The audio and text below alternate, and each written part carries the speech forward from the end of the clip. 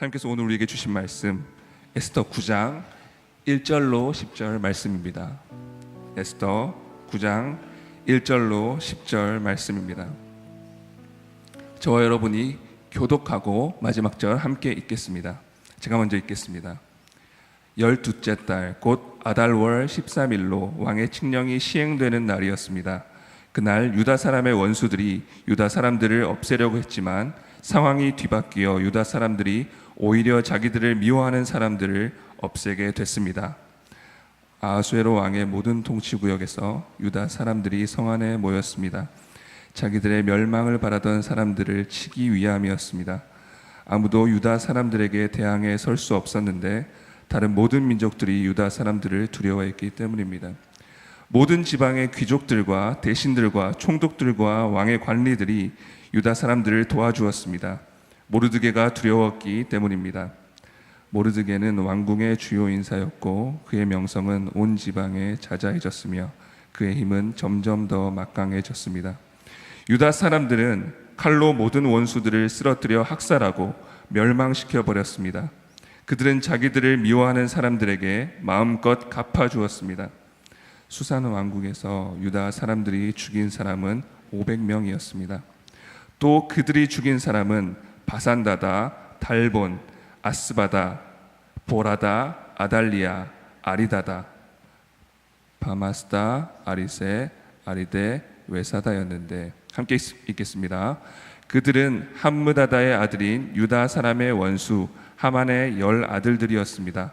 그러나 그들은 물건에는 손을 대지 않았습니다. 네, 오늘 에스더 마지막 설교입니다. 에스더 9장 말씀을 통해서 유대인의 승리와 하나님의 섭리라는 제목으로 말씀 나누도록 하겠습니다. 유대인 전체를 도륙하고자 했던 하만이 기이한 방법으로 죽임을 당하게 되었고, 에스더의 눈물의 간청으로 말미암아 온 페르시아의 새로운 왕의 조서, 즉 유대인을 스스로 보호할 수 있는 권리를 부여받고, 또한 누구든 유대인들을 공격하는 자는 남녀노소를 불문하고 멸할 것이다 라고 하는 이 조서가 반포되면서 유대인은 그야말로 사망에서 생명으로 옮겨지게 됩니다. 그러므로 모든 것이 다 끝난 줄 알았습니다. 여러분, 끝난 것이 아니었습니다. 저는 오늘 이 말씀의 사건을요, 엘리야의 그 갈멜산 사건으로 투영하고 싶어요. 그게 무슨 말이냐? 갈멜산 사건 여러분 다 아실 겁니다. 갈멜산에서 850대 1, 450명의 바알 선지자 그리고 400명의 아세라 선지자가 합세해서 한 명의 엘리야와 영적 전쟁을 일으키는 그런 이야기를 여러분 다 아실 것입니다. 아시다시피 여호와 하나님의 권세로 인하여 간단히 승리를 취한 후에 엘리야는 450명의 바알 선지자를 그 즉시 기손 시내로 끌고 와서 거기서 참수하여 죽여버립니다. 당연한 귀결입니다. 그런데 성경을 아무리 봐도 이 400명의 아세라 선지자를 어떻게 했다는 것에 대한 기록이 놀랍게도 없습니다. 바알 450명은 죽임을 당했는데 아세라 400명은요 유유히 백성들 틈으로 사라지게 되었고, 이 영적 잔존 세력을 처단하지 못한 후에 싸움 이후에 그 나라가 영적 질서가 획기적으로 달라지지 않았습니다. 400명도 죽여야 했는데 죽이지 못했습니다. 제가 이 갈멜산 사건을 대할 때마다 승리의 쾌감보다는 왜 아세라 선지자를 죽이지 못했나? 뭐 했지? 왜 무슨 일이 있었던 거지? 그런 의문이 계속 생깁니다. 오늘 에스더 9장의 의미는 바로 그 영적 잔존 세력이었던 아세라의 400명을 처단하는 그런 의미의 말씀인 것입니다. 우리 1절 말씀을 함께 읽도록 하겠습니다. 시작. 12째 달 곧 아달월 13일로 왕의 칙령이 시행되는 날이었습니다. 그날 유다 사람의 원수들이 유다 사람들을 없애려고 했지만 상황이 뒤바뀌어 유다 사람들이 오히려 자기들을 미워하는 사람들을 없애게 됐습니다. 여러분, 지난주에 상고했던 에스더 8장의 배경은 기억하시다시피 3월 23일이었습니다. 시완월이었습니다. 하만이 제비를 뽑은 지 70인 만에 유대인 말살 조서가 공식적으로 취소된 구원의 날 3월 23일이었습니다. 여러분, 오늘 9장 1절의 시간은 아달월 13일이었습니다. 그러니까 12월 13일이었던 거죠. 여러분, 원래 이 아달월 13일에는요, 유대인이 다 죽임을 당해야 하는 그런 날이었습니다. 죽음의 날이었지만 이게 더 이상 죽음의 날이 아닌 거죠. 여러분, 그러니까 에스더 8장과 오늘 9장 사이에는요, 아주 긴 시간의 간격이 있습니다. 약 9달 정도의 시간의 간격이 8장이 끝나고 9장 1절 그 사이에 있는 것입니다. 그 어간에 평화가 페르시아 땅에 이제 도래하는 줄 알았죠. 그렇죠. 그런데 오히려 오늘 이 1절 말씀 보니까 반역의 세력이 움틀거리기 시작했다는 것을 우리가 말씀을 통해서 발견할 수가 있습니다. 1절 말씀 다시 한번 보시면, 그날 유다 사람의 원수들이 유다 사람들을 없애려고 했다라고 구절이 나오죠. 이 의미가 무엇일까요? 하만이 죽었는데, 그리고 온 페르시아에 새로운 왕의 조서가 반포되었는데, 유다 사람들의 원수들이 유다 사람들을 없애려고 했다? 이 의미가 무엇일까요? 여러분, 이것을 알기 위해서는 우리가 좀 역사적으로 좀 거슬러 올라가야 되는데, 감히 페르시아의 서열 1위, 2위 권세자들이 결정을 마치 비웃기라도 하듯 유대인의 도륙을 시도했던 이 사람들은 누구고, 왜 이 사람들은 이토록 유대인들을 경멸하고 증오하는가? 네, 여러분, 역사를 좀 거슬러 올라가 보겠습니다. 이스라엘 민족이 가나안 땅을 차지할 때 가나안 땅에 거하던 그 7 족속 및 이스라엘에 대항하여 싸웠던 그 족속과 연관해서 우리가 이해를 해야 됩니다. 하나님은 가나안 족속들의 죄악이 극기에 달해 더 이상 자비를 베푸실 여지가 남아있지 않았을 때 이스라엘 민족들에게 다음과 같이 말씀하셨습니다. 신명기 7장 2절 말씀 같이 한번 읽어보겠습니다. 시작. 너희 하나님 여호와께서 그들을 너희 손에 넘겨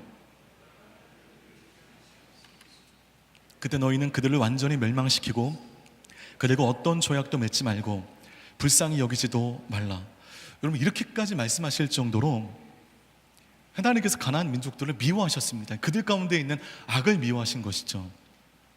그러나 이스라엘 백성들이 가나안 땅에 들어온 이후에 가나안 족속과 섞여 살며 그들과 혼이 나기 시작했고, 심지어는 가나안 족속의 종교를 받아들이게 되었습니다. 이렇게 이스라엘 백성들이 전멸시키지 못함으로 잔존한 가나안 족속들은 결국 이스라엘의 가시가 되어서 틈만 나면 이스라엘을 못살게 굴었습니다. 괴롭혀 왔습니다. 그 대표적인 족속이 이 하만의 족속인 아말렉인 것입니다. 그러므로 이들은 이스라엘에 대한 아주 뿌리 깊은 적대감을 가지고 역사 속에 지금 흘러온 것입니다. 그렇게 세월이 지나서 고대 근동 지방이 이제 페르시아의 지배 안에 들어가게 되자 아말렉 족속을 비롯한 이방 민족들의 후손들과 이스라엘 자손들은 모두 피지배 민족들로 페르시아 가운데 흡수되기 시작합니다. 유대인들이 그 과거를 잊지 못하듯이 이 이방 민족들도 유대인에 대한 그 과거를 잊지 않았습니다. 그러다가 하만으로 인하여 아말렉 족속의 권세를 잡게 되자 하만 중심으로 반 이스라엘 무리가 연대하기 시작한 것입니다. 역사의 뿌리 깊은 앙금이 있었던 그들은 유대인 전체를 도륙하려고 하는 그 계획을 하만 중심으로 세우게 되었고, 이 모든 일에 반 이스라엘 정서를 가진 모든 민족들이 연대하고 하나 되게 된 것입니다. 심지어 하만이 죽은 지금 그들은 옛 원수를 멸절하기 위하여 지금 반역을 준비하고 있는 것입니다. 평화가 이제 이루어지지 않았습니다. 그런데 여러분, 반역은 꾀하고 있지만 그들 입장에서 반이스라엘 연대 그들의 입장에서 상황이 좋지 않아요. 지금 유대인의 에스더가 왕후이고요, 역시 유대인 모르드게가 과거 하만의 위치에서 강력한 지도력을 발휘하고 있는 것입니다. 뿐만 아니라 페르시아에 있는 많은 이방 사람들이 유대인들을 두려워하여 유대 종교로 지금 귀화하고 있는 그런 사실을 우리가 확인할 수 있는 것입니다. 그러니까 승산이 거의 전무하지만, 그러나 역사 대대로 뿌리박힌 유대 민족을 향한 그들의 분노는 승산 없는 전쟁을 준비하게 합니다. 여러분, 이처럼 내 안에 있는 이 분노는 승산 없는 싸움을 하게 하고, 이처럼 내 안에 있는 분노는 개인과 전체를 어리석게 하며, 이처럼 내 안에 있는 분노는 인생을 한순간에 망가뜨리는 지름길과 같은 악한 역할을 감당한다는 것입니다. 그래서 여러분, 우리가 분노하는 이유, 우리가 삶의 모든 이 자리마다 분노하는 이유는, 첫 번째는요, 과거의 앙금을 털어내지 못했을 때, 털어내지 않았을 때 우리는 분노하게 됩니다. 우리가 삶 속에 승산 없는 분노에 매몰되는 이유는 과거의 앙금을 털어내지 못했을 때이죠. 그럴 때 우리는 어떤 개인과 집단에게 우리가 분노하게 되고, 그 분노는 우리의 삶을 점진적으로 확실하게 망가뜨리는 것입니다. 두 번째는 무엇인가? 우리가 어떨 때 분노합니까? 여러분, 가장 분노할 때가 어떨 때죠? 내 이익에 불이익이 생길 때 우리는 분노하게 됩니다. 그 이익이 나의 자존심이든 컴플렉스이든 상관없이 내 이익에 손상이 생겼을 때 우리는 또 한 번 분노하게 되는 것입니다. 되게 분노하는 이유가 보통 이 두 가지, 청년의 때는 다 이렇게 집중되는 것 같습니다. 여러분, 이번 주 생명의 삶에 사도행전 말씀에서 이제 사도 바울이 에베소라고 하는 지방에서 겪게 되는 황당한 사건을 만나게 되었습니다. 에베소는 아시다시피 아데미 여신이 장악하고 있는 도시로서 아데미 여신에 관련된 사업은요, 망할 수 없는 종교 장사였습니다. 아주 각광받는 종교 장사였습니다. 아데미 여신의 조각을 만들고 아데미 여신이 찍혀있는 무슨 엽서를 만들고 이러면요, 완전히 흥황되는 거죠. 이게 불황이 없는 그런 장사였던 것입니다. 그 아데미 여신 관련 종교 장사 협회장으로 데메드리오라고 하는 사람이 등장합니다. 그런데 언젠가부터 하늘 높은 줄 모르고 치솟던 아데미 여신 관련 사업 수익에 감소가 시작이 되는 것입니다. 역사 이래 이런 이유가 없었거든요. 매년 늘어나만 늘었지 이 관련 산업의 수익이 감소할 데가 없었는데 감소했던 겁니다. 이것의 심각성을 느낀 데메드리오가 회계사를 통하여 모든 인적 네트워크를 총동원하여 그 수익 감소의 원인을 분석해 보니까 뜻밖의 원인을 발견하게 되었는데, 바울이라고 하는 사람이 몇 해 전에 에베소에 들어왔는데, 이 사람이 두란노 서원이라고 하는 허름한 장소에서 뭔가 말씀을 가르치는 그 가르침의 영향력 때문에 아데미 여신의 관련 사업에 그 수익의 감소가 있었다는 것을 알게 된 것입니다. 참 멋진 이유 아닙니까? 때문에 이 논리로 따지면 우리 이촌동은 한국에서 가장 청렴하고 안전한 곳이 되어야 됩니다. 오늘의 교회가 있기 때문에. 여러분, 주일날 섬기는 그 교회 있잖아요. 이 논리로 따지면 그 교회가 있는 그곳은요, 세상 속에 가장 안전한 곳이 되어야 됩니다. 가장 윤리적이고 도덕적인 곳이 되어야 되는 것입니다. 하여간 이 바울은 이 두란노 서원에서 날마다 강론했습니다. 사도 바울이 전한 복음의 내용이 사람들의 마음을요, 서서히 움직이기 시작했습니다. 처음에는 막 격렬한 핍박도 있고 무서운 공격도 있었지만 반대와 핍박과 고난을 무릅쓰고 그냥 밀고 나간 겁니다. 사도 바울이. 그런 대적자들이 그 능력의 복음 앞에 녹아지면서 돌짝밭 같은 그 마음 가운데 서서히 미진이 일어나기 시작했고, 급기야 그 완악했던 에베소의 마술사들이 그들의 마술책 은 5만 잎, 지금 시세로 따지면 한 50억 정도 되는 그들의 마술책을 불에 던지며 하나님 앞에 나오게 되는 일들이 있었던 것입니다. 여러분, 이런 사람들이 마술책을 집어던진 사람들, 삶의 이익을 다 던져버리고 하나님께 나왔던 사람들이 아데미 신전에 올라갔겠습니까? 아데미 신을 찬양하고 경배했겠습니까?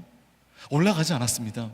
밥줄인 마술제까지 미련 없이 불 속에 던지는 판국인데 아데미의 조각을 몸에 지니고 다니겠습니까? 다 끊어버리는 거죠. 과거와는 완전히 단절된 삶을 사는 것입니다. 그러다 보니까 아데미 여신 관련된 사업의 수익이 감소되게 된 것입니다. 데메드리오가 그것을 간파한 것입니다. 그럴 때 데메드리오가 분노합니다. 분노하면서 사람들을 선동합니다. 사도행전 19장 27절 말씀 같이 한번 읽어보겠습니다. 시작. 이렇게 되면 우리 사업의 명성이 떨어질 뿐 아니라 실추되고 아시아 지방과 전 세계에 걸쳐 숭배되고 있는 이 여신 자체도 그 신성한 위엄을 잃을지도 모르는 위험이 있습니다. 여러 가지 이유를 대죠. 위대한 여신 아데미 여신의 신전의 명예가 실추된다, 아시아 지방과 전 세계에 걸쳐 숭배되고 있는 이 여신 자체 위엄을 잃는다. 말만 들으면 데메드리오는 이 아데미 여신을 매우 사랑하는 신실한 숭배자로 보이지만, 그런데 데메드리오가 분노하여 사람들을 선동한 이유, 진짜 이유가 뭡니까? 그것은 27절 맨 앞절에 있는 말씀입니다. 뭐예요? 이렇게 되면 우리 사업의 명성이 떨어질 뿐 아니라, 이것이 진짜 이유였던 겁니다. 이것이 그로 하여금 분노하게 했던 이유입니다. 아데미 여신 명예가 실추, 그거는 나중 일이고요, 말이 좋은 얘기고요, 돈을 못 버는 거에 대해서 분노한 것입니다. 바로 이것이 그가 분노하여 사람들을 모아놓고 선동한 진짜 이유입니다. 바로 이때 데메드리오가 종교적인 명분을 통하여 사람들을 선동하고 있는 것입니다. 사람을 선동하기에 가장 좋은 툴은 예나 지금이나 종교입니다. 종교로 사람의 본능을 잘 자극하면 그 사람은 목숨을 거는 것입니다. 폭탄 짊어지고 사람들 틈으로 달려가는 거예요. 가장 선동하기 좋은 툴은 종교입니다. 종교의 명분으로 사람들로 하여금 분노하게 했을 때 그 무서운 종교 우민화가 시작되는 것입니다. 종교 우민화의 이 적나라한 모습이 그 사도행전 그 뒷절에 나오거든요. 사도행전 19장 32절 말씀 같이 한번 읽어보겠습니다. 시작. 연극장 안에서 어떤 사람은 이 말을 하고 또 다른 사람은 저 말을 하는 통에 모인 곳은 매우 혼란스럽게 됐습니다. 심지어 자기들이 왜 그곳에 모였는지 모르는 사람들도 대부분이었습니다. 여러분, 이 사람들이 모인 이유, 소리친 이유 뭡니까? 놀랍게도 내가 여기에 왜 모였는지, 누굴 향할 고함을 지르는지 이것을 모르는 채 지금 악랄하게 소리 지르고 있는 것입니다. 이유를 모른 채. 그게 가능한가? 여러분, 충분히 가능합니다. 충분히 가능해요. 제가 이제 축구를 배울 때 축구의 역사와 축구가 끼친 그 나라에 끼친 영향들을 많이 공부했었는데, 특별히 아프리카, 남미 독재 정권이 등장했을 때 이 사람들을 우민화시켜서 자기 정권에 맞게 사람들을 움직일 수 있도록 우민화시킨 그 툴이 뭔지 아세요? 축구였습니다. 때문에 아프리카 남미는요, 과도하게 축구에 열광합니다. 과도하게 축구에 미쳐 삽니다. 축구로 말미암아 우민화가 된 것입니다. 여러분, 자칫 우리가 영적 우민화가 되어서 신앙의 이유와 목적이 없는 채로 열심을 낼 수 있을까요? 없을까요? 열심을 낼 수 있습니다. 방향을 알지 못하고요, 이유를 알지 못하고요, 열심을 내서 그건 신앙생활이 아니죠. 종교생활에 몰두할 수 있습니다. 단지 내가 추구하는 이익을 위해 방향을 상실한 폭주 기관차처럼 열심히 질주할 수 있다는 것입니다. 사람들이 가자는 대로 우르르, 저리 가자 우르르, 내가 왜 신앙을 해야 되는지, 하나님이 나에게 어떤 존재인지, 내가 가는 이 길이 어떤 길인지 고민하지 않고, 생각하지 않고, 기도하지 않고, 사람이 가는 대로 우르르 가고. 모르겠어요. 그럴 일은 없겠지만 아울리치를 갈 때에도 가야 하는 이유를 모른 채 가자 하니, 좀 의미 있게 휴가를 보내자 하니 우르르 가는 그런 일들이 우리 가운데 있을 수 있습니다. 물론 가게 되면 가야 하는 이유를 하나님이 말씀해 주시죠. 내가 왜 이 땅에 발딛고 서야 하는지를 알게 해주시죠. 그 은혜를 가지고 돌아오게 되죠. 우리가 이처럼 신앙생활을 할 수 있다는 것입니다. 사람이 가자는 대로 우르르. 게다가 우리가 내 이익의 손상 앞에 분노하게 되면 여기서 우리의 우민화가 시작이 되는 것입니다.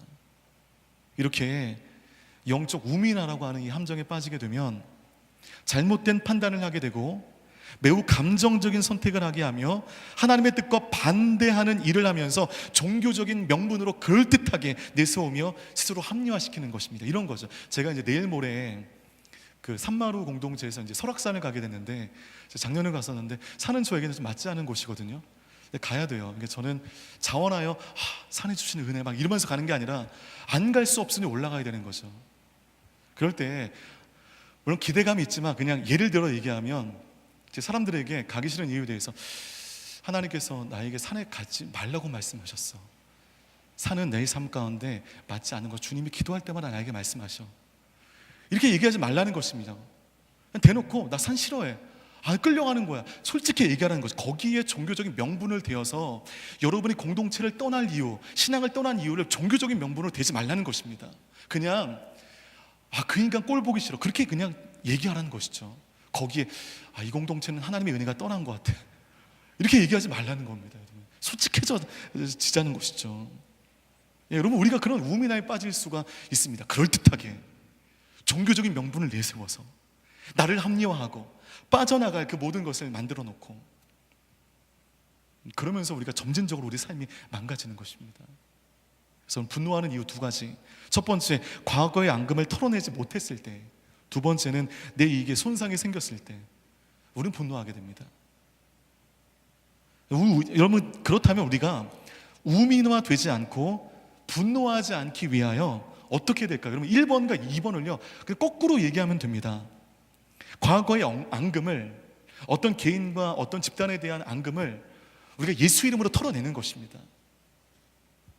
과거의 일을 기억하지 않으시는, 나의 어떠함에 상관없이 나를 사랑하시는 하나님의 그 손길 안에 우리가 과거의 앙금을 털어내는 것입니다.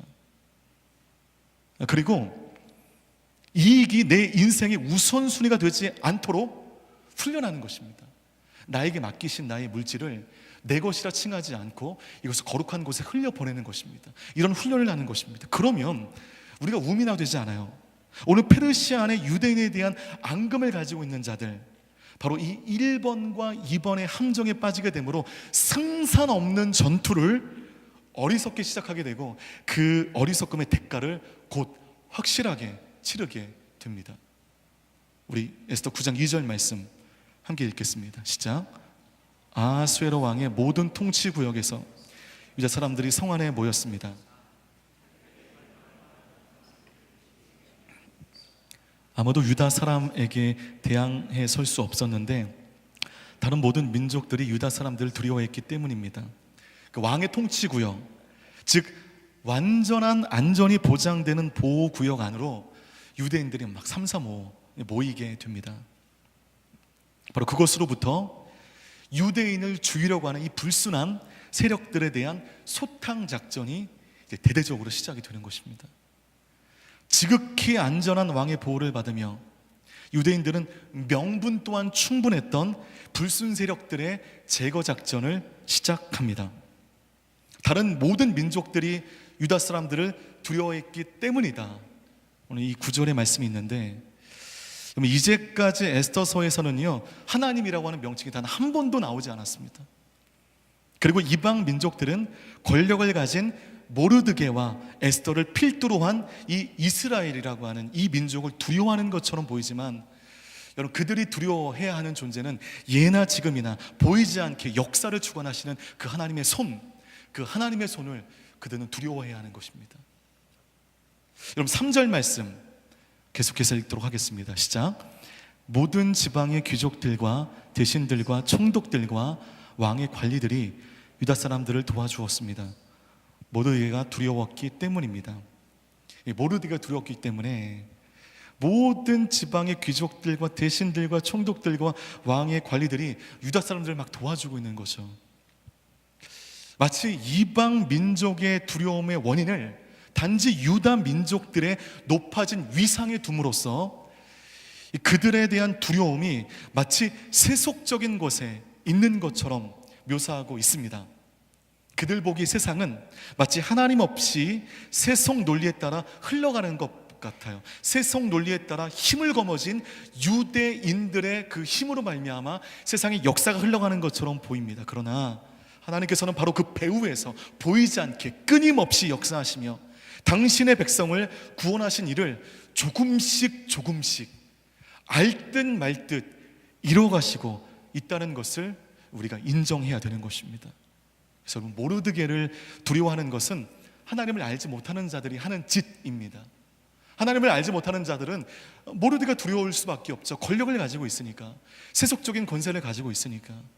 그러나 저와 여러분, 우리 예수 믿는 사람들은 모르드게를 두려워하지 아니하고 모르드게 뒤에서 세상을 섭리하시는 보이지 않는 하나님의 권능 앞에 우리는 두려워해야 되는 것입니다. 나에게 고난이 임했을 때 그 고난 자체를 두려워하는 것, 이것은 세상이 하는 것입니다. 하나님을 알지 못하는 사람들이 하는 것입니다.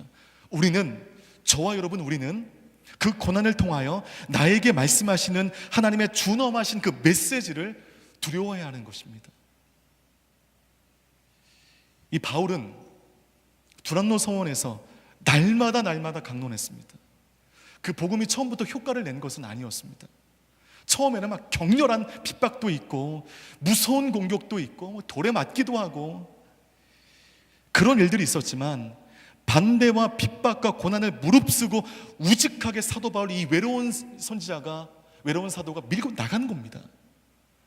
그런 대적자들이 그 능력의 복음 앞에 서서히 한 사람 한 사람 녹아지면서 그들 심령 가운데 서서히 미진이 일어나기 시작했고, 그런 대적자들이 급기야 하나님 앞에 나와 마술책을 던져버리며 주 앞에 나오는 이유, 그들 몸매에 지니고 있었던 아담이 그 조각들을 다 끌어버려서 불에 던지는 그런 일들이 하나님 앞에 있게 되었고, 그로 인하여 에베소의 경제구조에 대혼동이 있게 된 것입니다. 에베소라고 하는 거대한 도시에, 아담의 여신이 완전히 장악해버린 그 폐역한 도시에 한 외로운 사도가 전한 그 복음의 능력으로 인하여 사람들의 강팍했던 가치관이, 도시의 악했던 영적인 흐름이 완전히 바뀌어버린 것처럼 보이지 않지만 끊임없이 여러분의 삶 배후에 역사하신 하나님의 도우심, 감정의 골이 너무나 커서, 고통의 깊이가 너무 커서 나는 혼자라고, 하나님 없다라고 여러분 얘기하시겠지만, 그러나 여러분 뒤에 보이지 않게 역사하시는 그 하나님의 돌보심이 이제 여러분의 돌짝밭 같은 마음 가운데 서서히 그러나 강력한 미진을 일으키고, 그러므로 그 거룩한 균열 속에 여러분 한 사람 한 사람이 그 은혜 안에 세워지는 놀라운 변화됨이 오늘 예배하시는 모든 예배자들 가운데 있게 되기를 주님의 이름으로 축복합니다. 에스더 9장 우리 5절과 6절 말씀 함께 읽겠습니다. 시작. 유다 사람들은 칼로 모든 원수들을 쓰러뜨려 학살하고 멸망시켜 버렸습니다. 마음껏 갚아 주었습니다. 수산 왕궁에서 유다 사람들이 죽인 사람은 500명이었습니다. 그러니까 엄청난 살육이 수상궁 안에 있었던 거죠. 그러니까 그 갈멜산의 그 전투 이후에 기손에서 450명의 바알 선지자의 목을 베었을 때 그 피가 냇가를 이루었던 것처럼 오늘 수상궁 안에 500명의 사람이 몰살을 당했습니다. 그럼 이것이 시완월 23일, 즉 3월 23일에 하만의 죽음 이후 새로운 조소가 각 지역에 보내졌을 때 왕이 말했던 것을 여러분 기억해 보면, 만일 어떤 민족이나 지역이 유대 사람들을 친다면 그들을 멸망시키고 죽이고 여자와 어린아이와 함께 그 군대를 섬멸시키고 그들의 재산을 약탈해도 좋다라고 왕이 명확하게 조서를 보냈습니다. 바로 그 조서를 명백하게 위배했기 때문에 그 반란을 꾀하던 무리들에 대한 유대인들의 서슬퍼런 대반격이 수상궁에서 시작되었고 500명이 이미 죽어버렸습니다.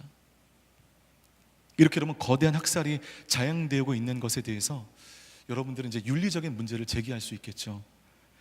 아무리 그래도 그렇지, 사랑이 하나님이라고 하는 분이 어쩌면 이런 끔찍한 학살을 부추길 수가 있는가, 승인할 수가 있는가, 왜 이런 이제 고민을 할 수가 있습니다. 그래서 우리가 헤렘이라고 하고요, 진짜로 고등학교 때 함께 신앙생활을 했던 친구가요, 구약을 읽다가 그 헤렘의 마음의 상처를 받고 실제로 하나님을 떠난 사람들이 있습니다. 하나님을 떠나는 많은 이유를 봤는데 그 친구처럼 구약 성경을 읽다가 상처받아 떠난 사람도 처음이었던 것 같아요. 이런 하나님이라면 나는 믿을 수 없다, 이런 하나님은 내 인생을 드릴 수 없다, 성경 읽다가 떠나버린 거죠. 이런 일도 있습니다. 여러분, 그런데 우리는 이 사건 안에 자행되어지는 학살을 이 도덕적, 윤리적 잣대에서 해석하면 안 됩니다.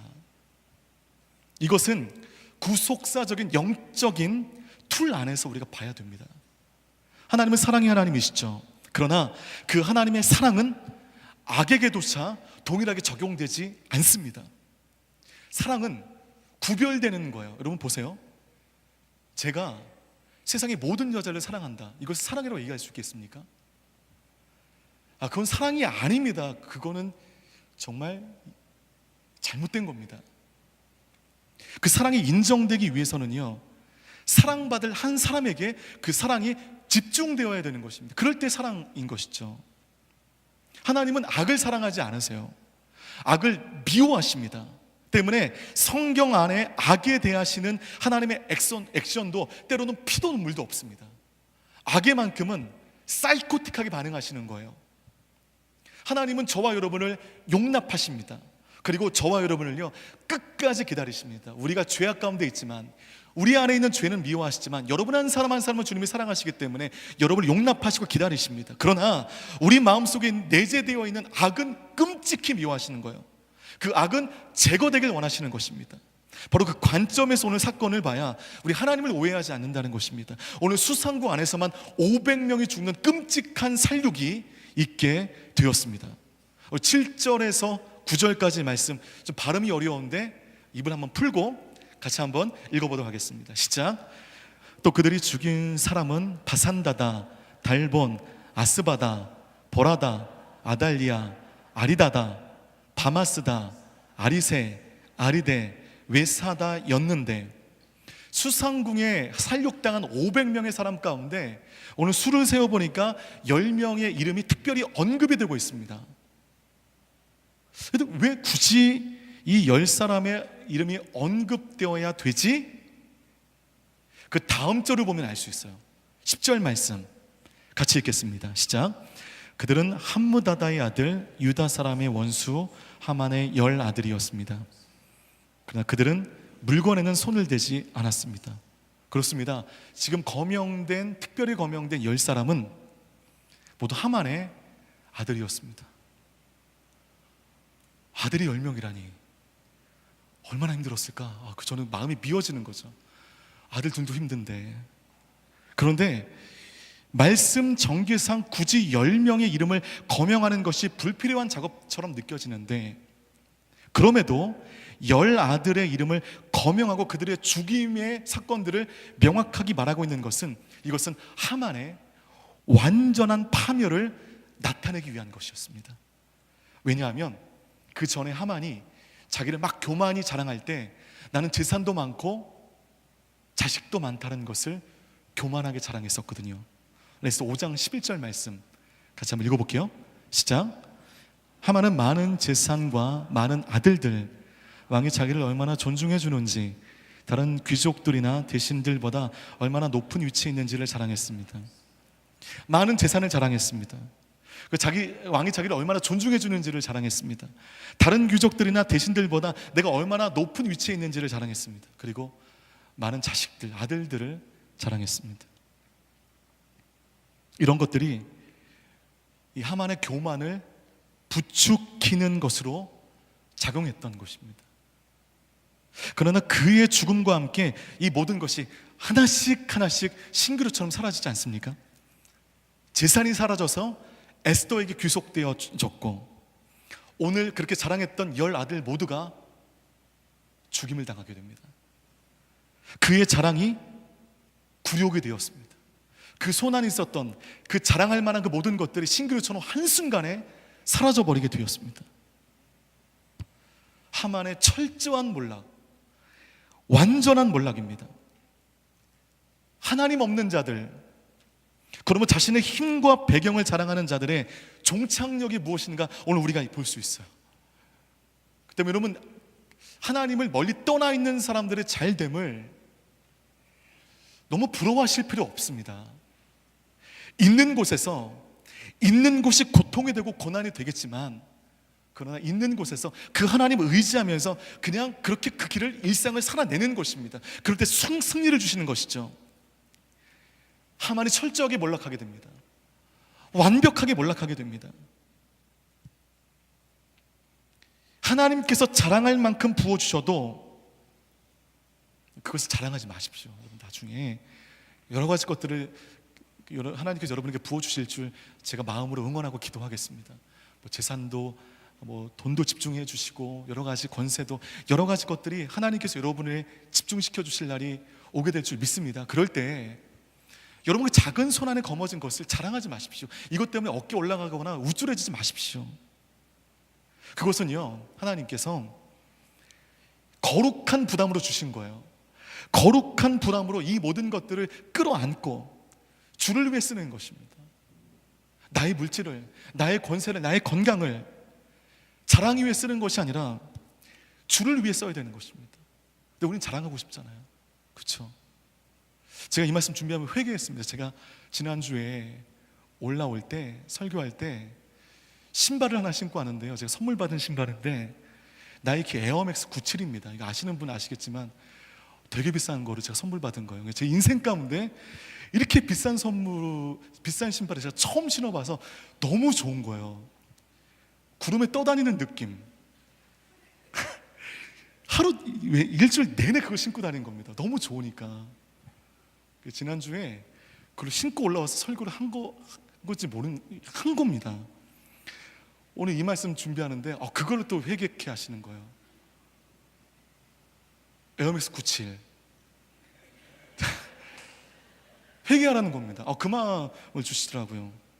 예, 제가 하나님 주신 것을 너무 자랑했습니다. 설교단 앞에 나와서 좀 봐주지. 기가 막히거든요. 그래서 제가 그래서 라운딩 할 때는요, 그거 안 신고 돌아다녔습니다. 제가 싼 운동화 신고 다녔습니다. 저희 마음 가운데 자랑하고 싶은 것들이 있습니다. 우스갯소리로 신발을 자랑했지만 우리 삶 가운데 자랑하고 싶은 것들이 얼마나 많습니까? 여러분의 화려한 남친, 여친 자랑하고 싶고, 여러분이 타고 다니는 그 좋은 차 자랑하고 싶고, 평수 어마어마한 여러분의 집을 자랑하고 싶고, 여러분이 걸치고 있는 그 명품 자랑하고 싶고, 우리 되게 자랑하고 싶지 않습니까? 이게 본능인 것 같아요. 자랑하고 싶은 거는요. 자랑하면 그것이 없어지는 겁니다. 신기루처럼. 그 모든 것은 주를 위해 흘려보내는 것입니다. 그럴 때 주님이 채워주시는 것이죠. 자랑하면, 그것을 교만해지면 걷어가시는 것입니다. 하나님께서 걷어가시지 않기 위해서 이제 그거 자랑하지 않으려고 합니다. 그런데 여러분, 유대인들은 하만의 10 아들을 죽였지만 그들의 물건에는 손을 댔다고 하나요? 안 댔다고 하나요? 안 댔어요. 유대인들이 죽은 대적들의 재산을 갖는다 한들 그 문제되지 않습니다. 왕의 조석 가운데 분명히 있거든요. 약탈해도 좋다라고 되어 있거든요.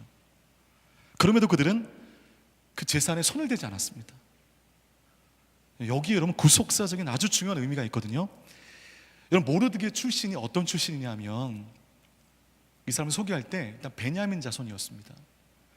그리고 기스의 증손이었고, 시므의 손자였고, 야일의 아들이었습니다. 이 말이 뭐냐면, 이 모르드게는 사울 왕, 1대 왕이었던 그 사울의 후손이었던 것입니다. 그리고 이 모르드게와 대척점에 있는 이 하만은 아시다시피 아말렉의 후손입니다. 이스라엘로 대변되는 모르드게와 아말렉으로 대변되는 하만이 붙은 것은 개인의 갈등이 아닌 민족적 갈등이며, 이 둘의 싸움은 과거 서로 갈등과 전쟁 관계에 있었던 조상들이 싸웠던 그 거룩한 전쟁의 연장선에 있음을 암시하는 것입니다. 개인의 싸움은 이었다면 그냥 약탈해도 돼요. 그 아들들의 재산을 가져와도 됩니다. 그들은 알고 있었어요. 이것이 개인의 싸움이 아니다. 이거는 민족의 싸움이다. 수백 년 전 가나안 족속 가운데 치열하게 싸웠던 우리의 믿음의 조상들, 그 조상들이 치열하게 싸웠던 그 싸움의 연장선이다. 그 명확한 인식이 있었기 때문에 그들의 재산에 대해서 그들은 손을 대지 않았습니다.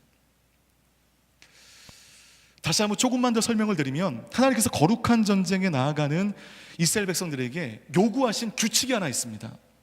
그것은 적의 재산을 약탈해서는 안 된다는 것입니다. 그것이 신명기 말씀 가운데 나와 있어요. 이 규칙을 어긴 사람들은 전쟁에서 승리하고도 하나님의 진노하심으로 벌을 받았습니다. 그런데 재산에 손을 대지 않았다, 이 구절이 9장에 이 본문의 말씀 외에도 2번이 더 등장합니다. 계속적으로 강조하고 있는 거예요. 이것은 모르드게와 하만의 개인의 감정 싸움이 아니라는 것입니다. 3번이나 나오는 것은 뭐냐면, 이것은 민족의 종교 싸움, 영적 전쟁인 것을 그들이 거룩히 세뇌시키면서 계속적으로 얘기하고 있는 것입니다. 이거는 우리 개인 감정의 싸움이 아니야. 이거 우리가 잘 알아야 돼. 이거는 영적 싸움인 거야. 이건 영적 싸움인 거야. 이것을 계속적으로 스스로 인식하고 있는 것입니다. 우리의 삶에 여러분, 갈등의 모양으로 다가오지만 실상 영적 전쟁인 것들이 우리 삶 가운데 곳곳에 숨어 있습니다. 이것을 여러분들이 깨닫는 것이 굉장히 중요해요. 어제 제가 이제 국내 아울리치 3곳을 방문했는데, 그곳 가운데 한 곳에 작은 소동이 있었습니다. 사색이 되어 있는 몇몇 사람들이 있어서 자초지종을 좀 물어보니까, 초대받고 온 어린아이가 캠프가 끝나고 놀다가 넘어져서 이 머리가 찧었는데 머리가 찢어진 겁니다. 피가 낭자된 거죠. 근데 그 친구가 이 교회 처음 온 친구라는 거죠. 부모님이 좀 반대하는, 어렵게 교회 데리고 왔는데 놀다가 이게 찢어진 겁니다. 그러니까 피를 보니까 또 흥분하기도 하고 놀라기도 하고, 팀원들이 아주 멘붕이고 아주 자칫 교회적으로도 어려워질 수 있는 상황 가운데 팀원들이 이것을요, 이 영적 전쟁으로 인식한 것입니다. 단지 해프닝이 아니라 이건 영적 전쟁이다. 그 자리에서 기도하기 시작한 것입니다. 이것을 그냥 단지 해프닝으로 여기지 않고 사전에 충분히 기도 없이 진행되고 있는 것에 대해서 하나님이 준엄하게 말씀하신 것이다 라고 인식한 것입니다. 기도했습니다. 기도하니까 그들 마음 가운데 평안함이 있게 되었습니다. 지금 그 팀 어떤 문제도 없이 50명 가까이 왔거든요. 제일 많이 온 팀인데요. 아까 이제 올라오기 전에 전화해 보니까 그 많은 사람들이 딱딱 업무 분장이 되어서 어떤 어려움 없이 막 기도하는 분위기 가운데 지금 잘 진행되고 있다고 합니다. 물론 여러분, 내 삶에 모든 것이 영적 싸움, 영적 전쟁은 아닙니다. 단지 여러분, 나의 불찰을 주의 연단 혹은 영적 전쟁이라고 생각하지 마십시오. 예를 들면 내 감정을 컨트롤하지 못해서 어떤 사람과 갈등이 시작된 거예요. 그것은 연단이 아닙니다. 그건 영적 전쟁이 아닙니다. 그거는 그냥 내 감정을 컨트롤하지 못한 나의 실수인 것입니다. 그거는 그냥 사과하면 되는 거고 용서를 구하면 되는 것이죠. 그러나 삶의 중요한 순간에 영적 전쟁이 숨어 있습니다. 우리는 그것을 볼 수 있는 눈이 있어야 됩니다. 이것이 해프닝인가? 영적 전쟁인가? 이것이 그냥 사과할 일인가? 내가 꿇어앉고 금식하며 기도할 일인가? 오늘 교회 모든 교육자들이 매일매일 금식하며 기도하잖아요. 우린 이 일을 영적 전쟁으로 규정한 것입니다. 영적 전쟁으로 규정하고 화려한 강단에서 높임만 말았던 모든 교육자들이 이제 하나님 가라하신 십자가의 길로 나아가는 고통의 시간을 맞고 있는 거죠. 우리는 이것을 영적 전쟁으로 규정한 것입니다. 기도해야 되는 것이죠. 그래서 여러분, 그것을 알 수 있는 지혜가 있길 바라겠습니다. 이것이 그냥 해프닝인가, 영적 전쟁인가? 영적 전쟁인가? 단지 선택인가? 여러분, 이것에 대해서 우리 모두가 지혜로웠으면 좋겠습니다. 지금 유대인들이 영적 전투 중에 10 아들의 재산을 손대지 않아요. 계속적으로 나와요. 멸절시키고 있는 그 대적자들의 재산을 손대지 않고 있는 거죠. 이것은 영적 전쟁이기 때문에. 그래서 모두 감정에 따라 이리저리 끌려다니는 영적 우민화의 길을 걷지 않고 하나님의 섭리 안에 하나님께 묻고 하나님께 듣고 하나님 안에 거하여 기도하고 늘 영적으로 깨어 있으며 기도하며 내가 그 길 가운데 하나님께서 앞서 나를 인도하실 수 있도록 우리의 삶을 하나님께 내어드리는 그런 나의 마음의 변화, 나의 인생의 변화가 있었으면 좋겠습니다. 9번에 걸쳐서 우리는 에스더의 말씀을 나누었습니다. 어떤 게 기억나십니까? 어떻게 살아야겠다는 적용점을 찾으셨습니까? 그런 거 없이 이 에스더의 말씀이 끝난다면 이 에스더의 말씀은 우리의 삶을 조금 더 돌이킬 수 없을 것입니다. 하지만 이 에스더의 말씀을 통해서 하나님이 오늘 나에게 말씀하시는 메시지가 있습니다. 혹여 내가 영적 우민화의 길로 이리 가면 가고 저리 가라면 가고 기도하지 않고 고민하지 않고 그냥 습관을 쫓아 나아갔던 우리의 길을 멈추길 원하신다면 그 말씀 가운데 여러분 반응하셔야 돼요. 말씀이 들리신다면 그것 가운데 반응하셔야 돼요. 그래야 내 삶의 변화가 일어나는 것입니다. 그래야 내가 사는 것입니다. 여러분 모두가 우리가 나눈 말씀 가운데 그 준엄하신 하나님의 음성이 들려지길 바라겠습니다. 단지 잘 준비된 설교자가 열심히 준비한 설교 한 판으로 끝나지 아니하고 이 말씀 가운데 나의 삶을 한번 점검해보는 리트머스 시험지, 그런 시간이 되었으면 좋겠습니다. 여러분, 평화는요 쉽게 오지 않았어요. 쉽게 올 줄 알았는데 오지 않았습니다. 영적 잔존 세력을 제거하고 나서야 그 땅에 하나님의 구원이 온전히 임하게 되었습니다. 바로 그것을 에스더의 저자가 이렇게 얘기하고 있는, 마지막으로 우리 에스더 9장 22절 본문과 좀 벗어난 말씀인데 같이 한번 그 말씀 마지막으로 함께 읽도록 하겠습니다. 시작. 유다 사람이 그 원수들에게서 안녕을 찾은 날로 기쁨이 되고 그 신음이 바뀌어 축제의 달이 됐기 때문이다. 그는 그날을 잔치하며 기뻐하는 날로 지키며 서로 음식을 나누고 가난한 사람들에게 선물을 주라고 써 보냈습니다. 바로 불임절. 그 불임절 안에 온전한 평화가, 온전한 기쁨이 시작되게 된 것입니다. 예, 여러분, 승리했습니다. 영적 전쟁에서 승리한 그 땅에 드디어 평화가 임하게 되었습니다. 하나님의 샬롬의 페르시아 땅에 임하게 되었습니다. 죽음이 변하여 생명이 되고 걱정이 변하여 기쁨이 되었으며 통곡이 변하여 환호로 변한 그 역사의 대반전 속에서 하나님의 섭리를 볼 수 있습니다. 오늘 그 하나님의 섭리하심과 도우심이 한 사람 한 사람의 삶에 임하기를 바라겠습니다. 특별히 사방이 막혀있는 인생들 가운데 영적 우민화되어서 이리저리 방향 없이 뛰어다니지 마시고 묻고 듣고 기도하면서 하나님의 섭리하심 따라 안전히 나아가는 복된 모든 청년들, 모든 예배자들의 삶이 되시기를 주님의 이름으로 축복합니다.